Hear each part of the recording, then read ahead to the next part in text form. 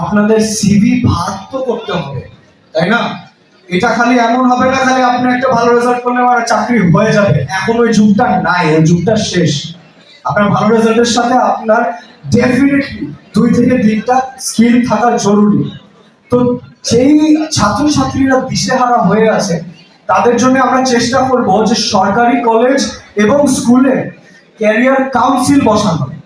Career council কি হবে, যারা অভিজ্ঞতা আছে এই সব যেই ফিল্ডে হোক না কেন, সায়েন্স হোক, টেকনোলজি হোক, আর্টস হোক, কমার্স হোক, এই ফিল্ডে একটা ক্যারিয়ার কাউন্সিল বসানো, যেখানে ছাত্রছাত্রীদেরকে এরা অ্যাডভাইস করবে, একটা গাইডলাইন দিয়ে দিবে যে তুমি এটা করো, এই স্কিলটা অর্জন করো, এই সাবজেক্ট নিয়ে পড়ো, এটা করলে তুমি এই চাকরিতে ঢুকতে পারবে। এরকম একটা গাইডলাইনের একটা কাউন্সিল বসানো আমাদের কলেজ এবং স্কুলে খুব জরুরি, যাতে আমাদের প্রত্যেকটা ছাত্রছাত্রীরা দিশেহারা হয়ে না যায়। এইভাবে আমরা চেষ্টা করব এই ক্যারিয়ার কাউন্সিল এবং ফ্রিল্যান্সিং এর যে কনসেপ্টটা, এই দুইটা রাজবাড়ী শহরে আনা। তৃতীয়তে আমাদের সংস্কৃতি। আমরা সবাই জানি যে একটা সুস্থ শরীর মানে একটা সুস্থ মন। হ্যাঁ, সাংস্কৃতিক চর্চা যদি আপনারা দেখেন, আপনারা তো অনেকে এখানে অনেক জুনিয়র, আপনারা যদি আমাদের সিনিয়রদেরকে এখানে জিজ্ঞেস করেন তাহলে দেখবেন যে 17 বছর আগেও কিন্তু আমাদের একটা সাংস্কৃতিক চর্চা ছিল, সঙ্গীত হতো, শিল্পকলা আরো অ্যাক্টিভ ছিল।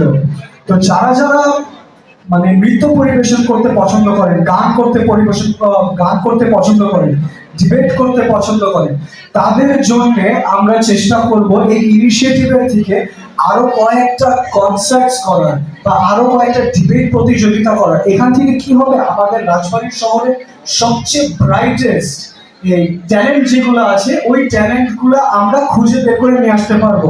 ঠিক করেছে জাতিসংঘ। আপনারা জানবেন জাতিসংঘের যে মোট 17টি গোল, এই গোলের মধ্যে 3, 4, 5, 8, 10, 16 এবং 17 এই সবকটি গোল হচ্ছে ইউথদেরকে নিয়ে। অর্থাৎ এই 15 থেকে 35 এর মধ্যে যারা আছেন, আপনারা যদি এগিয়ে না আসেন তাহলে কোনোভাবেই জাতিসংঘের এই পুরো 17টি গোল বাংলাদেশের পক্ষে পূরণ করা সম্ভব না। আমার আজকে সেশনের শুরুটা ছিল হচ্ছে উচ্চ শিক্ষার পূর্ব প্রস্তুতি নিয়ে এবং এক্সট্রা কারিকুলার অ্যাক্টিভিটিস নিয়ে। একাডেমিক ডেভেলপমেন্ট বলে যে টার্মটা আমরা বলি, সাধারণত এই টার্মটা নিয়ে কিন্তু একটা ভ্রান্ত ধারণা আছে। অনেকে হয়তো মনে করে একাডেমিক ডেভেলপমেন্ট বলতে শুধু ভালো সিজিপিএ বা ভালো রেজাল্টকে বোঝায়, বাট আসলে একাডেমিক ডেভেলপমেন্ট ব্যাপারটা কিন্তু এটা একটা আমব্রেলা টার্ম।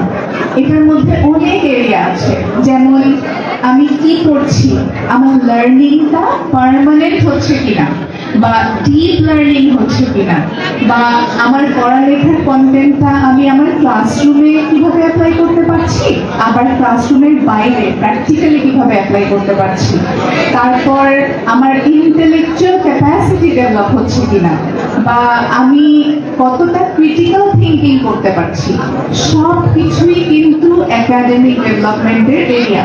আমরা ওনার কাছ থেকে একটু শুনবো।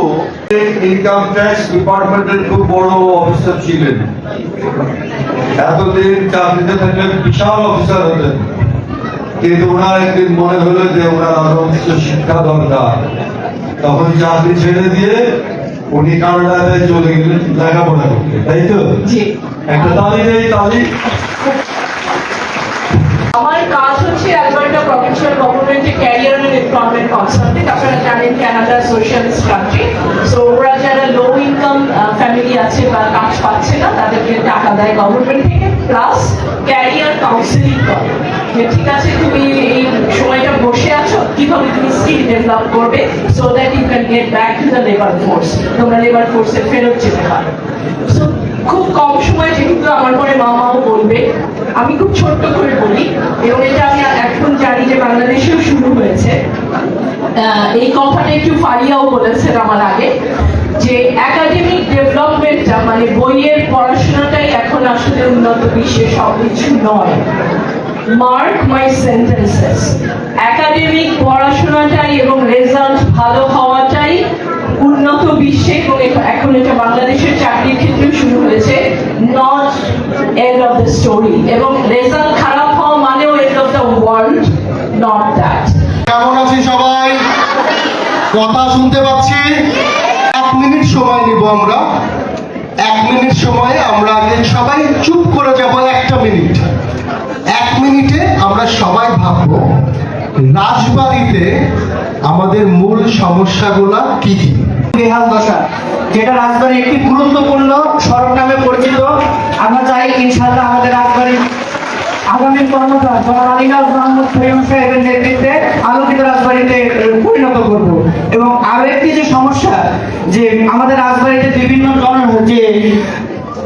জনসংখ্যা যে আমাদের মতো ইয়াং জেনারেশন রয়েছে, তারা যে রাজবাড়িকে একটি সারাদিনে বাংলাদেশের মধ্যে প্রতিষ্ঠিত করবে, কিন্তু তা না পেয়ে তারা মাদকাসক্তের দিকে ঢুকে পড়ছে। আমরা চাই ইনশাআল্লাহ আমাদের আলিনাজ মোহাম্মদ ফহিম সাহেব এর মধ্যে গুরুত্বপূর্ণ পদক্ষেপ গ্রহণ করবেন এবং রাজবাড়িকে একটা স্বাবলম্বী রাজবাড়ি এবং আলোকিত রাজবাড়ি হিসেবে প্রতিষ্ঠিত করবেন ইনশাআল্লাহ। এবং এখানে যাতে মাদকাসক্তি না হয়, আমাদের ছেলেমেয়েরা এই নেশার মধ্যে পড়ে শেষ না হয়ে যায়। আর চাঁদাবাজি, গুন্ডামি, রাহাজানি, একটা মেয়ে বলল ডাক্তার বোধহয় যে এরকম ধর্ষণ হয়েছে, আমাদের সবাই মিলে চাঁদাবাজি, গুন্ডামি, ডাকাতি, ধর্ষণ এই সমস্ত জায়গা থেকে আমাদের এই অঞ্চলটাকে রক্ষা করতে হবে। এই জন্য সামগ্রিক ব্যাপারে, সমস্ত ব্যাপারে, এখানকার কৃষি, এখানকার শিল্প, এখানকার ব্যবসা, এখানকার বাণিজ্য, এখানে যদি ইন্ডাস্ট্রি হয় তাহলে তোমাদের চাকরি হবে কিছু লোকের, ঠিক না? এখানে যদি ব্যবসা বাণিজ্য বাড়ে তোমাদের চাকরি হবে, ঠিক না? তাহলে কৃষি যদি ভালো হয় তোমাদের অনেক কাজের সুযোগ হবে। কৃষি, শিল্প, ব্যবসা বাণিজ্য সমস্ত কিছু কিভাবে ভালো হতে পারে সে সমস্ত বিষয়। তারপরে হচ্ছে আমাদের ক্রীড়া, সংস্কৃতি, সমস্ত কিছু নিয়ে কিন্তু আমরা বেরোচ্ছি। আমরা একটা প্যাকেজ প্রোগ্রাম তৈরি করলাম। সেই প্রোগ্রামটা বাস্তবায়ন করার জন্য আমরা একটা সংস্থা তৈরি করলাম, তার নাম RSDC, রাজবাড়ি সোশ্যাল ডেভেলপমেন্ট কাউন্সিল। নাম্বার 2 হচ্ছে এর মধ্যে আবার শুধু যুবকদের জন্য, শুধু তরুণদের জন্য আমরা এটাকে একটা আলাদা সংগঠন তৈরি করলাম, RSDCর একটা অঙ্গ সংগঠন। সেটার নাম কি? ওর নাম কি? YDI। নাম কি? Y তে কি হয়? Y তে কি হয়? ইয়ুথ। D তে কি হয়? ডেভেলপমেন্ট। আর I তে কি? ইনিশিয়েটিভ। ইনিশিয়েটিভের বাংলা কি? উদ্যোগ। ইয়ুথ ডেভেলপমেন্ট ইনিশিয়েটিভ, যুব উন্নয়ন উদ্যোগ।